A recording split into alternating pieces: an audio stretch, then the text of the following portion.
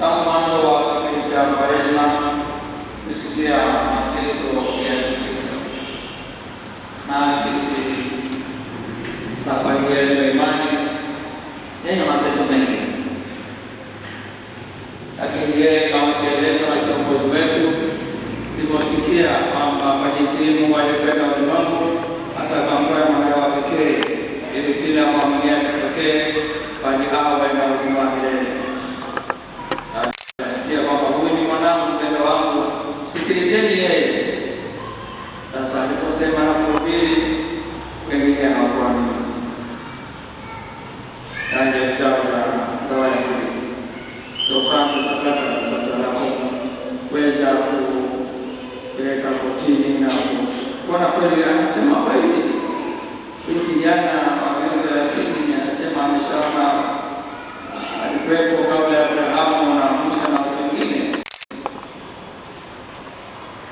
lakini naona ni utaratibu wa mateso tuliokuwa tunasikia tangu mwanzo wa Kwaresma.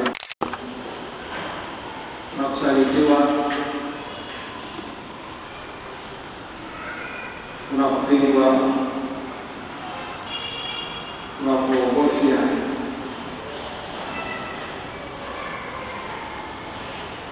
kuna kuteswa kwa kuwekwa kadi ya miiba kichwani, kuna kupigwa mjeledi, kuna kuvuliwa nguo, mpaka kwa kifo cha msalaba ambayo ni kifo cha Yesu. Kwa maana kuingia kumwacha sema huyu kweli kiongozi alikufa kifo cha kama hiki, kama mimi kweli kama kiongozi wetu, na wengine wakamwacha.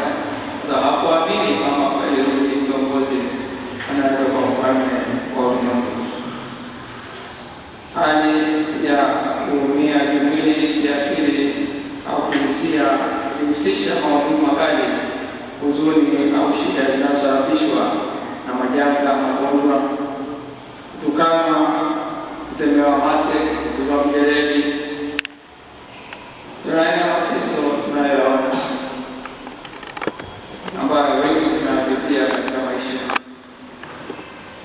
na teso ambayo katika maisha kuishi ni kuteswa, kuishi ni kuteseka, kuishi ni changamoto. Na moja ya teseka wakati wa ujana ilimea mateso wakati wa uzee. Tumsifu Yesu Kristo. Ndio mateso moja pili kwa mjeledi, kujasalitiwa, kujavuliwa nguo, kwa miiba ya kuchoma na kusikia pale kuna matomeka, basi tegemea mateso hayo wakati wa uzee. Sababu wakati wa uzee ni umechoka na unashambuliwa na mambo mengi, utahitaji sana nini? Maana kusema kuishi kuteseka, ndio kupambana na changamoto za maisha. Changamoto haziishi, nazikuta tuziache zikiendelea. Pambana kwa wakati wako kwa vipaji vilivyo navyo. Mungu atusaidie kwa kiongozi huyu aliyetupa changamoto hii na kuishi kulingana na wito tulioitiwa, tuishi tena na baadaye tuenda uhakika wa kuwa naye katika uzima wa milele. Tumsifu Yesu Kristo. Sio kila mateso ni matokeo ya udhaifu au makosa ya mtu. Tumesikia hadi Yesu akienda akitembea kwenye mahubiri yake, wanafunzi wake walikuta mtu aliyezaliwa kipofu. Wakamuuliza, nani mwana aliyekosa? Mwenye dhambi, yule kipofu au wazazi wake? Akajibu akasema, hakuna yeyote aliyekosa, ila amefanyika hivi ili matendo ya Mungu yaonekane katika maisha yake. Lakini mateso binafsi yanayoletwa na sisi wenyewe uzembe katika maisha ya uvivu wa maisha, ambao unatuletea changamoto mbalimbali katika magonjwa,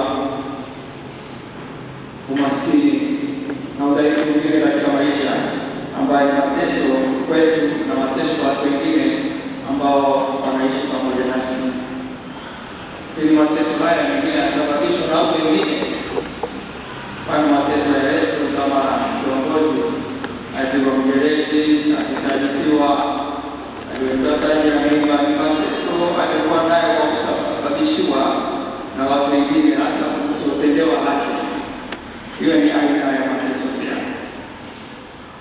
Lengo hayo ni mateso ambayo yanaenda na maisha yetu, kama maisha yenye mwisho, basi tunapofika mateso yako.